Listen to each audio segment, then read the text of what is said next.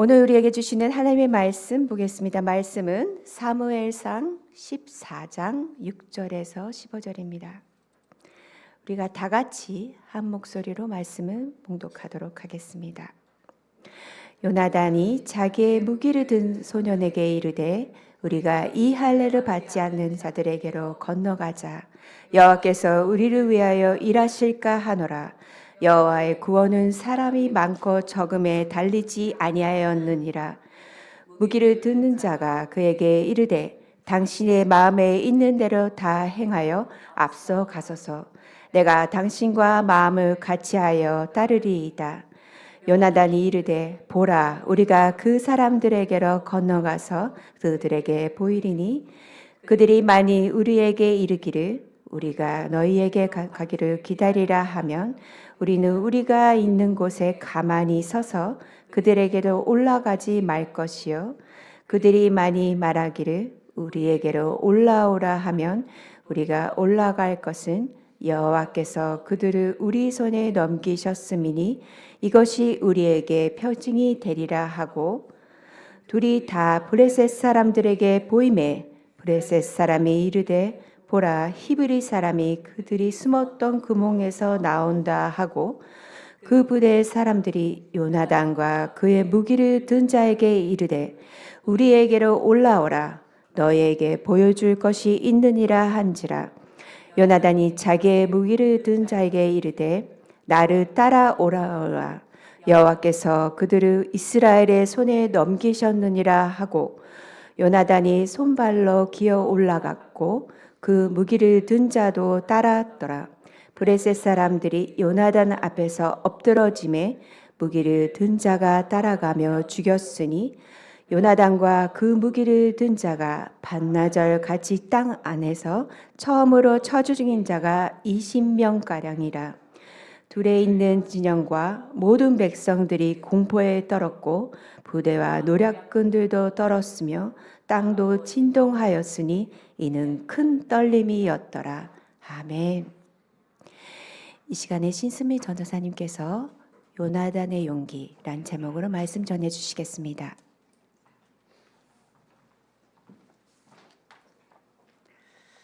우리는 지난주 사무엘상 13장에서 이스라엘 군대가 블레셋의 그 탁월한 무기와 어마어마한 군사력으로 인하여 도망가는 것을 함께 봤습니다. 사무엘상 13장 6절로 한번 확인해 보겠습니다. 시작. 이스라엘 사람들이 위급함을 보고 절박하여 굴과 숲풀과 바위 틈과 은밀한 곳에 웅덩이에 숨으며. 자, 블레셋의 군사력은 어땠는지 기억하십니까? 병거가 3만이었고 그리고 마병만 6천이었고 그리고 보병은 무수히 모래알처럼 많았더라라고 성경은 기록하고 계십니다. 자, 이렇게 해서 이스라엘 군대들이 막 여기저기로 도망을 가게 될 때 사울왕은 뭐라고 있었을까요? 사울왕은요 너무 무서워서 군인들이 타령을 하는데도 그거를 어찌하지 못했다라고 성경은 말하고 있습니다. 그것만이 아닙니다. 사울왕은 너무 마음이 조급해지자 어떤 일을 저질렀죠? 사무엘 선지자만 드릴 수 있는 제사를 자기가 드리게 된 것입니다. 근데 사울 왕이 제사를 끝내자마자 바로 그때 사무엘 선지자가 와서 뭐라고 말했습니까? 사울 왕이시여 당신의 왕의 날이 길지 않을 것입니다. 당신의 왕위가 폐위되었습니다.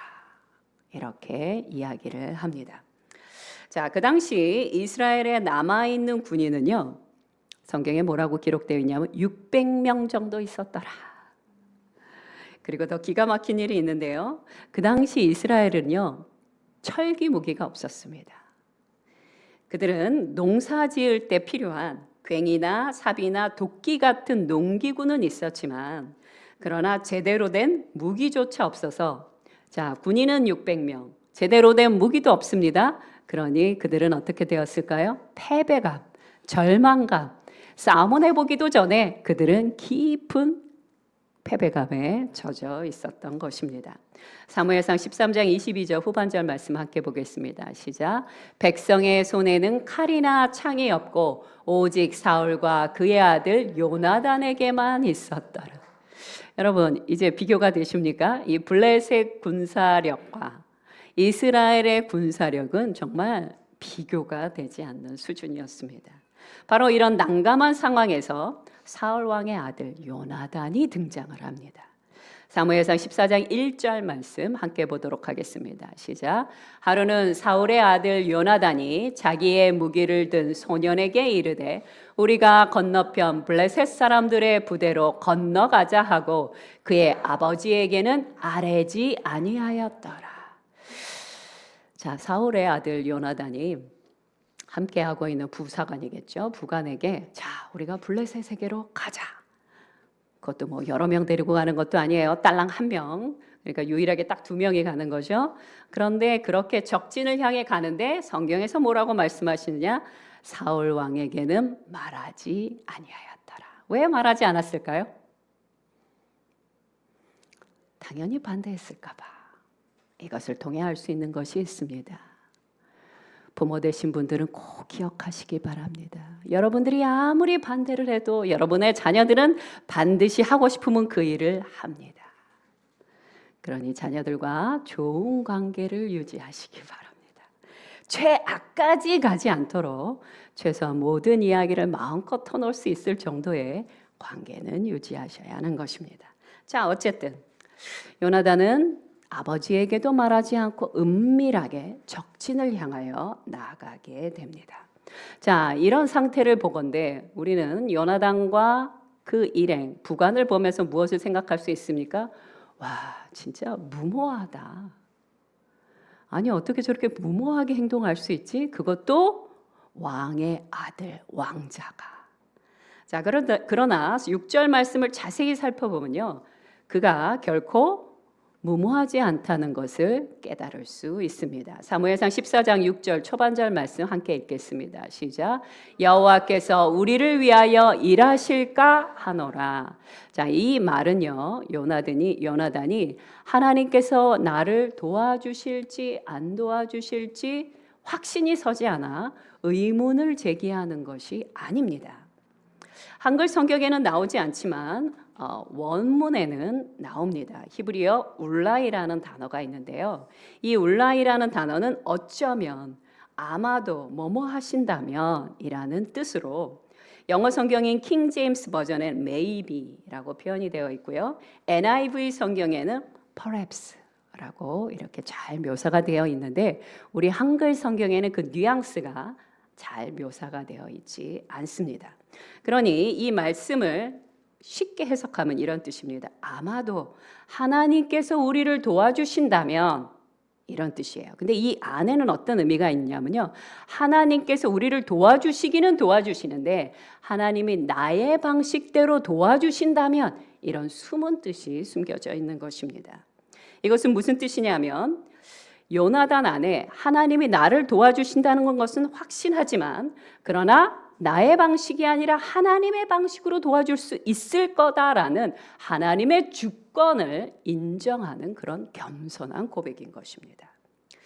자, 하나님의 주권을 인정한다는 것은 무엇일까요? 우리가 하나님 앞에 어떤 기도를 드리잖아요. 예를 들어 하나님, 바로 이때 이러한 방식으로 저의 기도에 응답해 주옵소서. 이렇게 우리 기도 드릴 수 있습니다. 그런데 하나님의 주권을 인정하는 사람은 하나님 이때에 이런 방식으로 도와주시지 않는다 할지라도 하나님의 선하신 방식으로 역사하여 주옵소서. 이런 겸손한 고백을 하는 것이 하나님의 주권을 인정하는 태도입니다. 자, 이런 요나단의 겸손한 태도, 하나님의 주권을 인정하는 이 태도는요. 법계만 앞세우면 무조건 전쟁에서 승리할 수 있다라고 생각했던 이스라엘의 장로들의 아주 가증스러운 주술적인 신앙, 그리고 또 한 가지 제사를 하나님께 드려야 되는데 백성들이 두려워서 혹은 그냥 이 의식만 치르면 하나님의 전쟁에 승리하게 하실지도 몰라 라고 해서 율법을 범하면서까지 했던 누구? 사울 왕과 대조를 이룬다는 것입니다. 이스라엘의 장로들도 사울 왕도 하나님의 주권을 인정하지 않는 자들이었습니다. 또한 요나단은 다음과 같이 말합니다. 사무엘상 14장 6절 후반절 부분 함께 보겠습니다. 시작. 여호와의 구원은 사람이 많고 적음에 달리지 아니하였느니라. 아멘. 자, 만약 아마도 하나님께서 우리를 도와주신다면 그분은 너와 나 둘밖에 적진에 가지 않는다 할지라도 반드시 이기게 하실 것이다. 이런 의미입니다. 때로 하나님은요, 사람의 수가 너무 많아서 그 수를 빼실 때가 있어요. 여러분, 사사기에 나오는 기드온의 300용사 기억하시죠? 그때 하나님께서는 이스라엘 군사 3,200명에서 숫자를 계속 빼십니다. 몇 명까지? 300명까지 빼셨어요. 왜 도대체 숫자를 빼신 걸까요? 말씀으로 확인해 보겠습니다. 사사기 7장 2절 말씀 시작. 여호와께서 기드온에게 이르시되 너를 따르는 백성이 너무 많은즉 이는 이스라엘이 나를 거슬러 스스로 자랑하기를 내 손이 나를 구원하였다 할까 함이니라. 아멘. 이분이 바로 우리 하나님이십니다. 하나님은 사람을 통하여 하나님의 나라를 확장하시지만 그 수의 많고 적음에 개의치 않으신다는 것입니다. 자, 요나단은요, 참으로 하나님께서 자기와 함께 하심을 믿는 믿음의 사람이에요. 그런데 어떤 믿음의 사람이었냐? 환경의 지배를 받지 않고 자신의 열악한 현실을 초월할 줄 아는 그런 믿음의 사람이었던 것입니다. 우리는 이런 신앙을 여호수아와 갈렙에게서도 발견하게 됩니다. 모세가 12명의 정탐꾼들을 가나안 땅으로 40일 동안 보냈지요. 근데 그들이 돌아왔을 때 그들은 서로 다른 보고를 하게 됩니다. 먼저 갈렙은 이렇게 말했습니다. 민수기 13장 30절에 우리가 곧 올라가서 그 땅을 취하자 능히 이기리라. 아주 그냥 장담을 하면서 선포합니다. 그러나 10명의 정탐꾼들은요, 갈렙과 정반대의 보고를 합니다. 민수기 13장 31절과 33절 초반절 말씀만 함께 보겠습니다. 시작. 우리는 능히 올라가서 그 백성을 치지 못하리라. 그들은 우리보다 강하니라 하고 거기서 네피림 후손인 아낙 자손의 거인들을 보았나니 우리는 스스로 보기에도 메뚜기 같으니. 똑같이 가나안 땅을 정탐했는데 10명의 정탐꾼들은 가나안 땅을 보고 뭐라고 말해요? 그들은 참으로 거인이요 우리는 메뚜기와 같은 자들이다. 나만 그렇게 생각하는 게 아니라 그들도 그렇게 생각할 것이다. 그렇게 말을 하고 여호수아와 갈렙은요 믿음의 눈으로 그 땅을 보았기에 그들은 우리의 밥이다라고 선포할 수 있었던 것입니다. 결국 10명의 정탐꾼들은 그들의 말한 그대로 광야에서 쓰러져 죽었고요. 여호수아와 갈렙은요, 그들의 믿음의 선포대로 가나안 땅을 정복하여 하나님께서 자신들에게 주신 기업을 누리며 살았습니다. 똑같은 환경이에요. 똑같은 조건이었어요. 그러나 한 무리는 부정적으로, 불신앙으로, 또 한 무리는 믿음의 눈으로 그들의 삶의 결과가 완전히 달라지는 것입니다. 예수님께서는 말씀하십니다. 마태복음 11장 12절에 함께 보겠습니다. 시작. 세례 요한의 때부터 지금까지 천국은 침노를 당하나니 침노하는 자는 빼앗느니라. 아멘. 이건 욕심이 아니에요. 하나님이 마땅히 자녀에게 허락하신 그 축복, 그 열매를 취해야 하는 것이에요. 여러분, 음식을 맛있게 했어요. 맛있는 과일을 준비했어요. 그리고 자녀에게 먹으라고 그랬어요. 했더니 자녀가 뭐라고 그래요? 저는 못 먹겠습니다. 저는 그것을 먹을 수 있는 사람이 아니에요. 그런 분위기가 아니에요. 이렇게 말한다면 정말 속상할 거예요. 저는 지금도 친정집에 가면 늘 각오를 하며 갑니다. 도착한 순간부터 나오는 그 시간까지 계속 먹습니다. 왜요? 제가 먹는 것을 너무 좋아하시거든요. 그러면서도 항상 살찌는 건 싫어하십니다. 어렵습니다. 그러나 제가 할 수 있는 유일한 효도이기 때문에 저는 열심히 먹어드립니다. 또 너무 맛있다고. 또 실제로 맛있고요. 믿음으로 침노하는 자들은 반드시 하나님께서 허락하신 기업을 얻게 됩니다. 아멘. 그러나 믿음으로 순종하는 것, 믿음으로 나아가는 것은요, 반드시 위험함을 감수해야 하는 것이에요. 다니엘의 세 친구들을 한번 보도록 하겠습니다. 다니엘 3장 16절부터 17절까지의 말씀입니다. 시작. 왕이여, 우리가 섬기는 하나님이 계신다면 우리를 맹렬히 타는 풀무불 가운데서 능히 건져내시겠고 왕의 손에서도 건져내시리이다. 그렇게 하지 아니하실지라도 왕이여, 우리가 왕의 신들을 섬기지도 아니하고 왕이 세우신 금신상에게 절하지도 아니할 줄을 아옵소서. 아멘. 그러나 믿음으로 도전하지 않는다면 그럼 어떻게 될까요? 더 큰 장애물이 우리 앞에 놓이게 되는 것입니다. 그러니 지혜로우신 분이라면 하나님이 주신 믿음의 기회를 반드시 취하시기 바랍니다. 인생을 슬퍼하거나 낙담할 기회가 없습니다.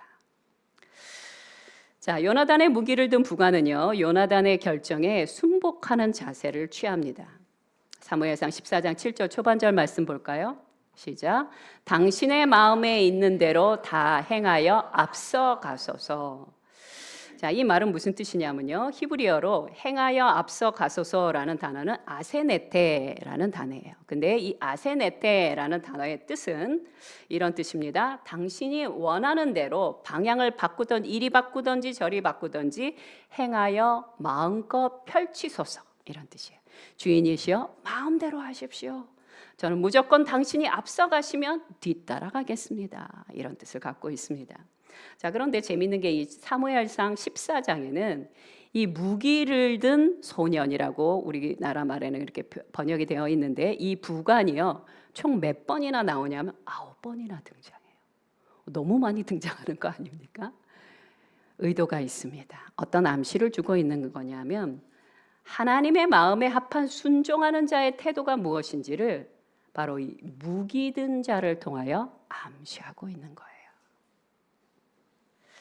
자, 요나단은요, 블레셋 군대가 진을 친 절벽과 바위에 된 험한 믹마스에 도착한 후 전략을 세워요. 어떤 전략을 세웠냐면 정면 돌파하는 것을 전략으로 세웁니다. 여러분, 그 어마어마한 군대 앞에 딱 2명이 갔어요. 근데 그것도 몰래 숨어 들어가는 것도 아니고요. 그들의 전략은 너무 단순해요. 저희가 여기 있습니다 라고 블레셋 군대 앞에 그냥 공개적으로 나오는 거였어요. 아니, 그게 무슨 전략입니까? 죽기로 각오한 거지. 하지만 요나단에게는요, 정면 대결을 하든 아니면 은밀하게 침투를 하든 그에겐 그게 중요한 게 아니에요. 그럼 그에게 중요한 건 뭘까요? 하나님이 나와 함께 하시느냐 안 하시느냐. 요나단에게 중요한 건 그거예요. 뭐 이런 전략을 쌓건 저런 전략을 세우건 하나도 중요하지 않고요. 그냥 딱 2명밖에 없기 때문에 오직 하나님이 나와 함께 하시느냐, 이것이 가장 중요했어요. 그래서 요나단은 하나님께 표적을 구하게 됩니다. 9절부터 10절 말씀해 보면요, 블레셋 군인들에게 발견되었을 때 그들이 우리가 내려갈 테니 너희가 기다려라 이렇게 말하면 하나님이 이 전쟁을 허락하신 게 아니고, 반대로 요나단에게 말하기를 올라올 테면 올라와 봐라 라고 말한다면 하나님이 이 전쟁을 이스라엘에게 허락하셨다는 응답으로 보기로 했다는 것입니다. 자, 여러분, 이렇게 상상하셔야 돼요. 바위로 거대하게 된 그 꼭대기에 블레셋 군대들이 있는 거예요. 그러니 안 보일래 안 보일 수가 없어요. 그런데 거기에 우리가 여기 있습니다 라고 딱 보여준 다음에 그 군인들이 달랑 너희 2명이냐? 그럼 올라올 테면 올라와라, 이런 말을 하고 있는 것이에요. 그런데 그렇게 안 하고 활이나 다른 거를 쏴서 그 자리에서 죽일 수도 있었겠죠. 근데 그렇게 하지 않고, 자, 사무엘상 14장 10절 말씀으로 우리 요나단의 마음을 함께 보도록 하겠습니다. 시작. 그들이 만일 말하기를 우리에게로 올라오라 하면 우리가 올라갈 것은 여호와께서 그들을 우리 손에 넘기셨음이니 이것이 우리에게 표징이 되리라. 자, 요나단에게 있어서 하나님의 뜻이 왜 이렇게 중요한 것일까요? 시편 127편 1절 말씀으로 대답할 수 있습니다. 시작. 여호와께서 집을 세우지 아니하시면 세우는 자의 수고가 헛되며 여호와께서 성을 지키지 아니하시면 파수꾼의 깨어 있음이 헛되도다. 자, 지금은 요나단과 그 부하는요, 목숨을 내놓고 수고하고 있습니다. 애쓰고 있습니다. 그런데 하나님이 반드시 함께 하셔야만 이 전쟁에 승리할 뿐만 아니라 그 승리를 유지하게 하신다는 것을 그는 알고 있었기 때문입니다. 위대한 다윗 왕 기억하시죠? 다윗 왕은요, 수많은 전투에서 승리를 거두었습니다. 그런데 다윗 왕의 승리의 비법이 무엇인지 아십니까? 다윗 왕은 매 순간 하나님의 뜻을 묻고 움직였다는 사실입니다. 사무엘하 2장 1절 말씀 확인해 보겠습니다. 시작. 그 후에 다윗이 여호와께 여쭈어아뢰되 내가 유다 한 성읍으로 올라가리이까 여호와께서 이르시되 올라가라. 다윗이 아뢰되 어디로 가리이까 이르시되 헤브론으로 갈지니라. 아멘. 다윗은요, 하나님 앞에 구체적으로 질문합니다. 그리고 그 응답을 받고 그대로 순종하여 가는 것입니다. 자, 반면에 요나단의 아버지 사울은 어땠죠? 그는 하나님의 뜻보다 자신의 생각, 자신의 감정이 더 중요했습니다. 그러므로 사울 왕도 다윗 못지않게 정말 전쟁터에서 애써 싸웠거든요. 그런데 그의 마지막은 어떠했습니까? 그의 가문은 어떻게 되었습니까? 망하게 되었습니다. 우리도 수고하고 애쓰는 것이 마땅한 일이지만 그것보다 더 중요한 것은 무엇이에요? 하나님께서 내게 허락하신 뜻이 무엇인지, 하나님의 인도하심이 무엇인지 그것을 묻는 것이 첫 번째가 되어야 한다는 것입니다. 자, 그럼 블레셋 군인들은 요나단의 일행에게 뭐라고 말했을까요? 사무엘상 14장 12절 초반절 말씀으로 확인하겠습니다. 시작. 그 부대의 사람들이 요나단과 그의 무기를 든 자에게 이르되 우리에게로 올라오라. 요나단은 하나님이 자신들과 함께 하심을 확인하자마자 다음과 같이 선포합니다. 사무엘상 14장 12절 후반절입니다. 시작. 여호와께서 그들을 이스라엘의 손에 넘기셨느니라. 담대한 요나단은 블레셋을 향해 기어 올라갔고 20여 명을 2명에서 20명을요 10배나 되는 사람들을 죽였어요. 이것은 곧바로 요나단의 믿음이 현실이 될 거라는 징조라는 것입니다. 결론을 말씀드리겠습니다. 사무엘상 14장 15절 초반절 말씀 함께 보겠습니다. 시작. 들에 있는 진영과 모든 백성 중에 떨림이 일어났고, 자, 여기는 또 다른 진영이에요. 들에 있는 진영이에요. 이 들에 있는 진영이라는 건 무엇을 뜻하냐면 블레셋의 사령관들이 머무는 곳을 말하는 것입니다. 자, 요나단과 그 부하가 쳐들어와서 블레셋 군인 20명을 죽였다는 소식을 듣자마자 그 사령관이 있는 그 장소의 모든 사람들이 떨었다는 거예요. 요나단 때문에 떨었을까요? 아니요. 그렇지 않죠. 요나단과 함께 하시는 하나님이 드디어 움직이시는구나. 그들은 그것 때문에 놀라고 떨었던 것입니다. 또 한 가지 사무엘상 14장 15절 후반절 말씀 확인하겠습니다. 시작.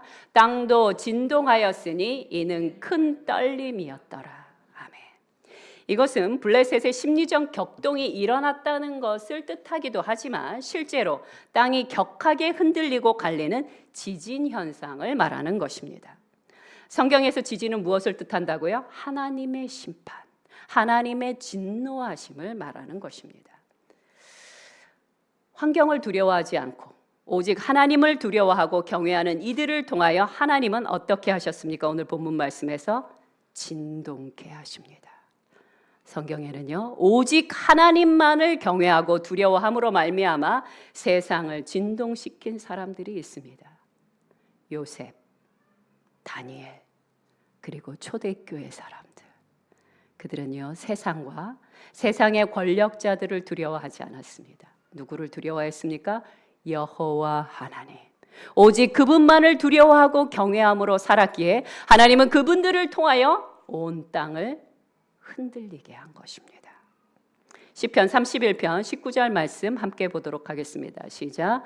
주를 두려워하는 자를 위하여 쌓아두신 은혜, 곧 주께 피하는 자를 위하여 인생 앞에 베푸신 은혜가 어찌 그리 큰지요. 아멘. 다윗이 골리앗을 쓰러뜨림으로 말미암아 전쟁에서 돌파구가 열리게 됩니다. 믿음이 있는 또한 지혜로운 하나님을 경외하는 요나단은 이걸 알고 있었던 거예요. 너무 환경이 막막해요. 왕인 자기의 아버지는요, 패배감에 이미 전쟁도 하기 전에 푹 빠져 있고요. 온 백성들은 우리는 칼도 없어요, 창도 없어요, 방패도 없어요, 농기구밖에 없어요. 다 도망가고 600명밖에 남지 않았는데 어떻게 우리 보고 이 전쟁을 하라는 겁니까? 여기를 봐도 저기를 봐도 여기를 봐도 절망밖에 보이지 않았어요. 요나단이 해야 할 일은 무엇이었습니까? 이 기가 막힌 상황에서 탈출구, 돌파구를 여는 것이었어요. 그리고 그는 그것을 열었습니다. 하나님은 언제나 한 사람으로부터 시작합니다. 인류는 누구로부터 시작됩니까? 아담으로부터 시작됩니다. 아브라함으로부터 시작하여 하나님은 하나님 백성의 문을 여셨습니다. 그리고 예수 그리스도 그 한 분을 통하여 온 인류의 구원의 문도 열어주셨습니다. 하나님은요, 숫자가 아니에요. 하나님은요, 신실한 믿음의 한 사람을 통해 일하고 계십니다. 지금도 말입니다. 나의 현실, 아무리 믹막스의 돌산 투성이 같을지라도, 또한 나를 도울 자가 사방팔방 아무리 휘저어도 한 명도 없을지라도 우리에겐 누가 계십니까? 전능하신 여호와 하나님이 계십니다. 천천히요 만만의 군사보다 더 힘이 되고 능력이 되는 여호와 하나님이 우리의 아버지가 되어 주십니다. 오늘 이 말씀을 왜 우리에게 주셨을까요? 내 주변이 아무리 열악하다 할지라도, 상황이 아무리 꽉꽉 막혔다 할지라도, 사랑하는 아들아, 사랑하는 딸아, 내가 너와 함께 있음을 기억하라. 내가 너 한 사람을 통하여 너의 가정에 믿음의 문을 열 것이며, 너 한 사람을 통하여 너의 직장의 분위기를 바꿀 것이며, 너 한 사람을 통하여 민족과 나라를 바꿀 것이니 나에게 나아올지어다. 주님이 오늘 그 메시지를 우리에게 허락해 주시는 것입니다. 오늘 주님 앞에 이 부분을 위하여 간절히 기도하겠습니다. 함께 기도하겠습니다. 첫 번째 기도 제목은 이것입니다. 하나님, 우리에게 환경을 초월하는 담대한 믿음을 허락하여 주옵소서. 내가 지난 한 주간도 낙담하고 슬퍼하고 근심하고 걱정하며 내 마음과 내 가까이에 있는 사람을 괴롭혔던 것을 용서해 주옵소서. 나로부터 시작하여 주옵소서.